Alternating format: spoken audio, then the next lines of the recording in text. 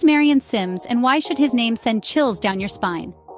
Often hailed as the father of gynecology, Marion Sims was a 19th-century physician whose name is etched in the annals of medical history. But his legacy is far from heroic. Sims conducted a series of surgical procedures on enslaved black women, all without the mercy of anesthesia. His aim? To perfect his techniques in gynecology, using these women as his unwilling subjects. Imagine the horror, the pain, the inhumanity of it all. Yet, this is a chapter of our history that remains largely untold, hidden beneath the veneer of scientific progress. Why did Marion Sims choose these black women for his experiments? As we delve into this dark narrative, we will uncover the disturbing reasons behind his choice of subjects, exposing the layers of racism and exploitation that marked his so-called medical breakthroughs. What made black women the ideal subjects for Sims's disturbing experiments? To understand this, we need to delve into the harsh realities of the times. In the 19th century, enslaved black women found themselves in a precarious situation. Marginalized and disenfranchised, they were viewed as less than human, stripped of their legal rights and dignity. This status made them vulnerable to exploitation and abuse. Sims, exploiting this vulnerability, chose them as subjects for his experiments. Their lack of legal rights meant that Sims could perform his procedures without consent, disregarding their well-being entirely. This was a horrific abuse of power, a stark reminder of the systemic racism prevalent in those times. But this begs the question, what were his actual motives behind these experiments? As we move forward, prepare yourself for some unsettling truths about the dark underbelly of medical history. What could possibly justify such inhumane treatment of another human being, one might ask? Marion Sims' motives were not based on benevolent medical advancement, but rather entrenched in a deep-seated racism and belief in the inferiority of black people. He viewed these enslaved black women as expendable subjects, merely tools to advance his medical knowledge and career. His actions were not only physically abusive, but also psychologically damaging, contributing to the dehumanization and objectification of black women. These experiments were conducted under the guise of science, but they were nothing short of systemic racism at its cruelest, exploiting the marginalized for personal gain. This dark chapter in history is not just a tale of the past. It continues to cast a long and haunting shadow over the black community today. It highlights the urgent need for us to confront and address the legacy of medical racism. So, we must ask ourselves, how does this dark chapter in history still cast a shadow over the black community today? Before we dive in further, we have a quick request. We're passionate about sharing valuable information with you, and we hope you're finding this content as fascinating as we do. If you're enjoying this video and want to show your support, don't forget to subscribe to our channel. This way, you won't miss out on any future videos we post. How does a 19th-century atrocity continue to impact generations of black women?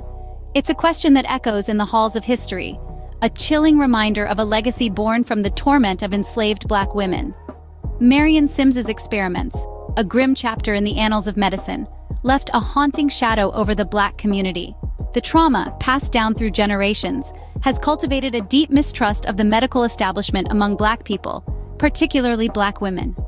This mistrust is not unfounded, but rather a painful testament to the systemic racism that was, and still is, deeply ingrained in the fabric of our society. The echoes of Sims's brutal experiments still reverberate, casting a long, dark shadow over the landscape of medical history.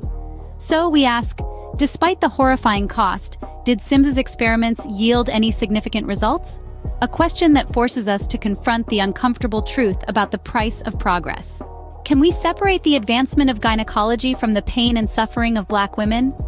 This is the question we grapple with as we delve into the results of Marion Sims's experiments. Sims's procedures, as brutal as they were, did lead to advancements in gynecology. However, the cost was the immense suffering and trauma endured by enslaved black women.